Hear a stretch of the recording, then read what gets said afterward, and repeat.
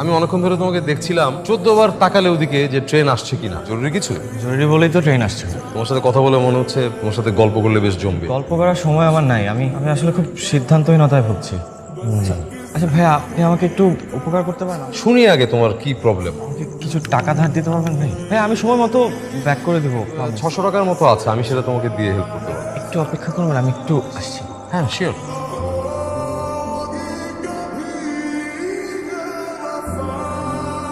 বোকা নাকি তুমি? কই গেছিলে? তুমি জানো না এখানে আমি একা বসে আছি? টাকা ম্যানেজ করতে গেছিলাম। আরে টাকা কে দেবে তোমাকে? টাকা ধার করতে গেছিলাম।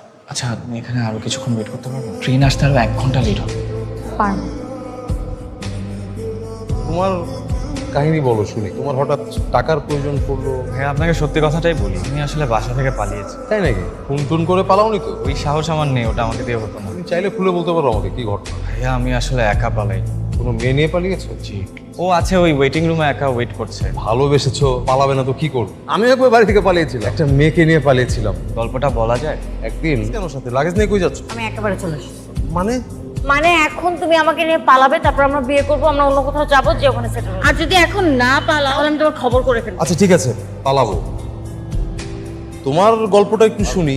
তোমরা পালাচ্ছই বা কেন? ময়না বললো না পালালেও গলায় দড়ি। আচ্ছা তারপর কি ঘটনাটা বল। ময়নার সাথে আমার পরিচয় একটা বইয়ের মাধ্যমে। আমি বই পড়তে খুবই পছন্দ করি। তো একদিন পুরাতন বইয়ের শেষ পৃষ্ঠায় ফোন নম্বর সহ একটা লেখা দেখতে পাই। হ্যালো, কে বলছিলেন? জি, আপনি আমাকে চিনবেন না। আপনার নাম্বারটা আমি কালবেলাতে পেয়েছি। তার শেষের পাতায় আপনার একটা আহ্বান ছিল। বইটা বিক্রি করে দেওয়ার পর অপেক্ষা যেমন করেছিলাম তেমনি আফসোসও হয়েছিল। যেমন একটা সস্তা কাজ কিভাবে যে আমাকে দিয়ে হলো। সস্তা কেন বলছেন? একটা মেয়ের নাম্বার বইয়ের শেষ পাতায় লিখে রেখেছে। ব্যাপারটা কি খুব শোভনীয়? যাই হোক, আপনার লাইনগুলো পড়ে আমি আসলে ইনস্ট্যান্টলি পরের লাইনগুলো ভেবে ফেলি। শোনাই আপনাকে? দুদিন পরে সেই লাইনগুলো শোনার ইচ্ছা আমার একদমই নেই। না শুনলে না শুনবেন, সমস্যা নাই। আচ্ছা তারপর মেয়েটির সাথে তোমার আর যোগাযোগ হয়নি? সারাদিনও আমাকে আর ফোন দেয়, ভেবেছিলাম ফোন দিবেও না। রাতে হঠাৎ হ্যালো, রাগ করেছেন? আসলে তখন আপনার থেকে পরে লাইনগুলো শোনা উচিত ছিল। ফোন রাখার পরে তো মায়া হচ্ছিল। দেখুন, আমি আসলে মায়া পাওয়ার মতো কেউ নই, মায়া করবেন না প্লিজ। ঠিক তা না, আসলে ভদ্রতার জায়গা থেকে হলেও শোনা উচিত ছিল। আচ্ছা আপনাকে একটা ফ্রেন্ডলি রিকোয়েস্ট করতে পারি? মানে সামনে তো আপনার জন্মদিন, তো একজন শুভাকাঙ্ক্ষী হিসাবে আপনাকে একটা বই গিফট করতে পারি? আচ্ছা, আমি খুব নস্টালজিক হয়ে যাচ্ছি জানো। আমারও অতীতের সব কথা একে একে মনে পড়ে যাচ্ছে। দ্বিতীয় না ঠিক তোমাদের মতো খুব ছটফটে স্বভাবের ছিল। মজার ব্যাপার কি জানো, ওর চোখে মুখে সবসময় একটা মায়া কাজ করতো আমার। করে টাকা দাও না ব্যক্তিকে। টাকা দিয়ে সিগারেট কিনবে, তাই না? হুম। তোমার সিগারেট খাওয়ার জন্যই তো আমার টাকাগুলো রাখছে, তাই না? নাও সব টাকা। সিগারেট কিনে রাস্তায় ঘুরতে থাকো, ফুকতে থাকো। আর বাবা নতুন একটা জায়গায় এসেছি, কয়েকটা দিন তো সময় লাগবে, আমি তো কাজ খুঁজছি তাই না? আমার কাছে কিন্তু মনে হচ্ছে না তুমি যথেষ্ট চেষ্টা করছো। ওটা আমার মনে হচ্ছে কি আমি ভুল করেছি। এদিকটা সরি। আপনার গল্পটা তো অনেক কিউট, তারপর কি হলো? তারপর আমার আর দিঠির গল্পটা না আর বেশি দূর এগোয়নি। ওর সাথে আস্তে আস্তে আমার একটা দূরত্ব বাড়তে থাকে। যাই হোক, তোমার গল্প বলো শুনি। আমার গল্প, আমাদের কথা চলতে থাকলো। তুমি কি এখনো অপেক্ষা করছো নাকি চলে গেছো? তোমাকে যেখানে আসতে বলেছিলাম সেখানেই দাঁড়িয়ে আছি। সারপ্রাইজ। কখন এসেছো? পছন্দ হয়েছে? কি পছন্দ হবে? আমার চেহারা। আমি কি তোমার চেহারা দেখে তোমার সাথে প্রেম করেছি মুরাদ? কিন্তু তুমি অনেক সুন্দর। তোমার জন্য একটা বই এনেছি। Thank you. চলো কোথাও বসি। আজকে কোথাও বসবো না, আজকে শুধুই হাঁটবো। চলো চলো হাঁটি।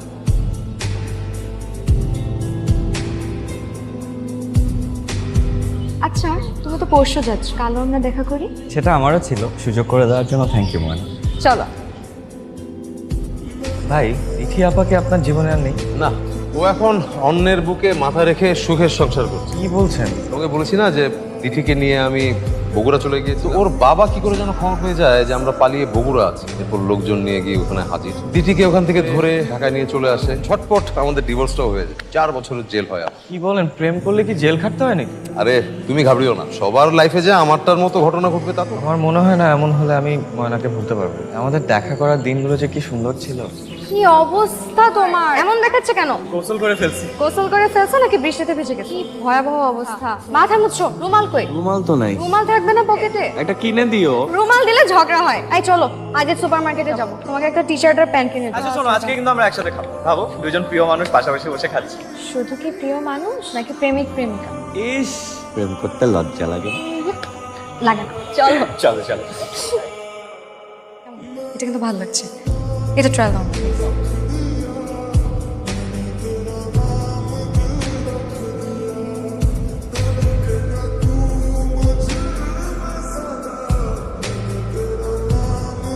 দেখেছো তো প্রেম কতটা স্বর্গীয়। এরকম ভালোবাসা পাওয়া কিন্তু ভাগ্যের ব্যাপার। আর ওকে পাওয়ার সমাপ্তিটা যে এতটা নাটকীয় হবে সেটা ভাবতে পারি। হলোই বা না হয়, জীবন তো একটা নাটক। ময়না অনেকক্ষণ একা একা বসে আছে, আপনি একটু ওর সাথে গিয়ে কথা বলবেন ভাইয়া? অবশ্যই, কেন নয়, চলো।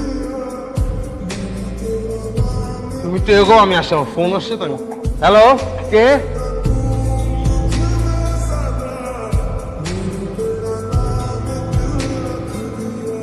আমি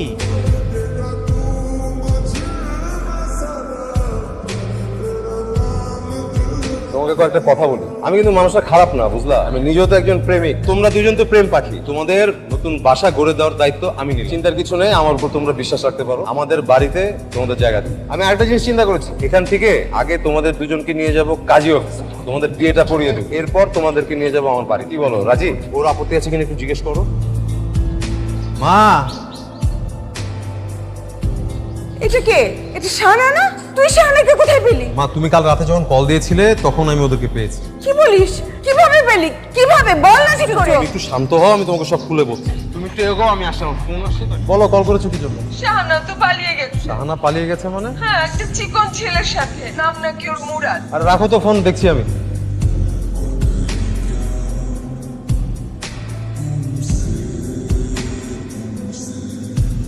কি হয়েছে? আচ্ছা মা, তুমি আমাকে একটা কথা বলো তো, তুমি থাকতে শাহানা পালালো কি করে? জিজ্ঞেস করে দেখ ওই গাধা মেয়েটাকে। ভাইয়ের কাছে আমাকে কেন দেখাচ্ছ? তুমি জানো না ভাইয়ের কাছে আমি বিয়ে করবো না? চুপ থাক, সাবিরের নিজের খবর নেওয়ারই সময় নেই। আর ও যদি কোনোদিন না আসে তুই বিয়ে করবি না? না করবো না। তা চর মার, ফাজিল কোথাকার। ভালো মতো সাজ। আর সাজতে হবে না আপা, মেয়েকে তো আমরা আগেই দেখেছি। আমার দেখাই সবার দেখা, মেয়ে তো আমাদের সবার পছন্দ। আমি সবার সাথে কথা বলে 26 তারিখে ডেটটা ফাইনাল করতে চাই। আলহামদুলিল্লাহ। আসেন আমরা কথা বলি।